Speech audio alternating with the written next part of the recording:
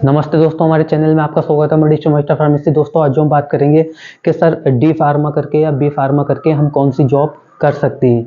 तो आज हम इसके बारे में आपको पूरी जानकारी देंगे, या क्या काम हम कर सकते हैं, क्या बिजनेस कर सकते हैं, तो ये सब कुछ हम आपको बताएंगे। तो दोस्तों हमारे चैनल पे दवाइयों की हिंदी में जानकारी दी जाती है, तो इसी तरीके की दवाइयों की मेन जानकारी हिंदी में पाने के लिए हमारे चैनल को लाइक और सब्सक्राइब और साथ ही बेल आइकन ज़रूर दबा दीजिए, ताकि जो हम न्यू वीडियो डालें उसका नोटिफिकेशन आपको सबसे पहले मिल सके। तो चलिए दोस्तों वीडियो शुरू कर लेते हैं। तो दोस्तों आज जो हम बात कर रहे हैं कि ये हमारे किसी सब्सक्राइबर ने पूछा है कि सर हम डी फार्मा करके या बी फार्मा करके हम क्या जॉब कर सकते हैं। तो ये इसी बारे में मैं आपको आज बताऊंगा कि आप क्या काम इसमें कर सकते हैं डी फार्मा करने के बाद में या बी फार्मा करने के बाद में।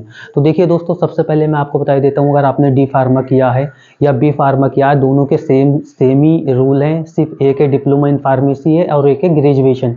जैसे कि आपको पता है बी फार्मा हो जाता है ग्रेजुएशन, और ये जो डी फार्मा है डिप्लोमा इन फार्मेसी होती है।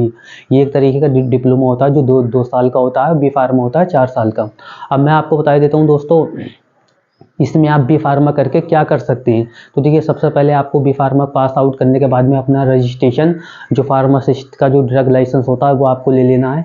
उसके बाद में आपको इसमें इंटर्नशिप भी करनी होती है, पहले ही कर लेनी है वो। 3 महीने की इंटर्नशिप करने के बाद में आपको लाइसेंस ले लेना अपना। उसके बाद में आप अपना एक मेडिकल स्टोर, अपना खुद का मेडिकल स्टोर आप खोल सकते हैं इसे करने के बाद में, या आप अपना होलसेल का मेडिकल स्टोर भी आप खोल सकते हैं डी फार्मा या बी फार्मा करने के बाद में। अब मैं आपको बता देता हूँ दोस्तों, ये दो चीज़ें आप सबसे पहले कर सकते हैं, या आपका बिजनेस स्टार्ट हो जाएगा यहाँ से।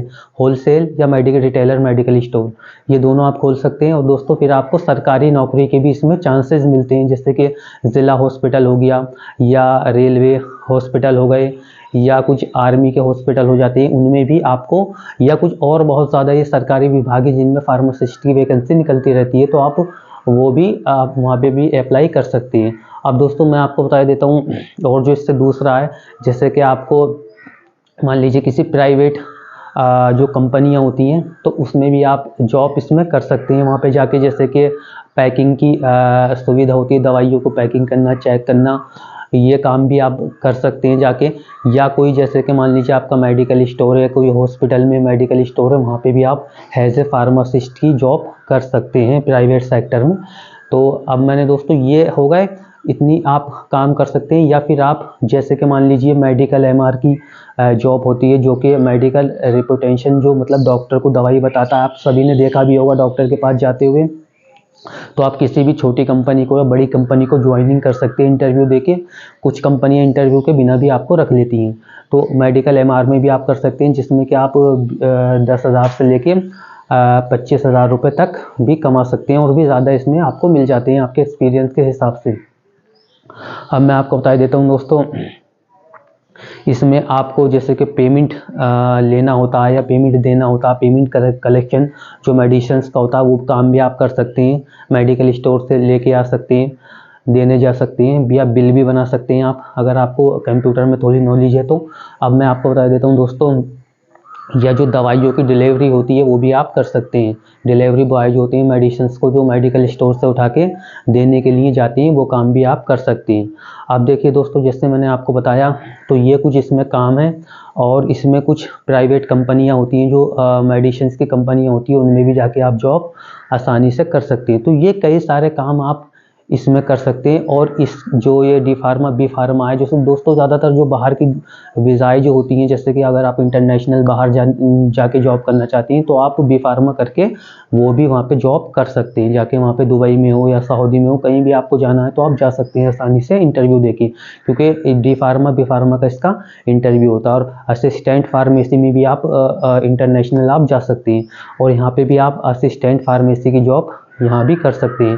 या जैसे कि बहुत सारी यहाँ पे प्राइवेट कंपनियाँ होती हैं, जो मेडिकल स्टोर होते हैं, अपोलो फार्मेसी हो गई, तो ऐसे बहुत सारी, अपोलो हॉस्पिटल हो गया, तो ऐसी जगह पे भी आप जॉब इससे कर सकते हैं।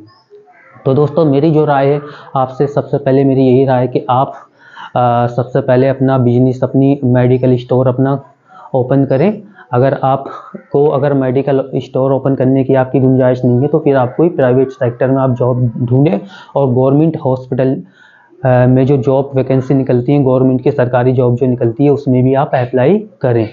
तो दोस्तों ये कुछ आप इसे डी फार्मा करने के बाद में आप काम कर सकते हैं। डी फार्मा, बी फार्मा, और एक कन्फ्यूज़न और मैं दूर कर देता हूँ, जो कि हमारे कुछ सब्सक्राइबर होते हैं या जो स्टूडेंट होते हैं, अब जो डी फार्मा आप बी फार्मा कर रहे हैं तो आपको सिर्फ एक लाइसेंस ही उस पर मिलेगा। और दोस्तों अब जो नया नियम आया डी फार्मा पे, आपको एग्जिट एग्ज़ाम भी आपको देना होगा, वो हमारी वीडियो की प्ले लिस्ट में आप जाके वीडियो देख सकते हैं। तो दोस्तों ये कुछ आप जॉब इसे डी फार्मा करके आप जॉब कर सकते हैं। और मैंने जैसा आपको बता ही दिया, पहले भी अभी बता चुका हूँ मैं, डिप्लोमा इन फार्मेसी 2 साल की होती है, बी फार्मा होता है आपका 4 साल का। तो बी फार्मा और इससे अदर एक और होती है मास्टर डिग्री, जो कि एम फार्मा होता है, जिससे कि आप किसी प्राइवेट यूनिवर्सिटी या गवर्नमेंट यूनिवर्सिटी में भी आप टीच कर सकते हैं, पढ़ा सकते हैं। तो दोस्तों ये कुछ इसकी मैंने बी फार्मा डी फार्मा की जानकारी आपको दी।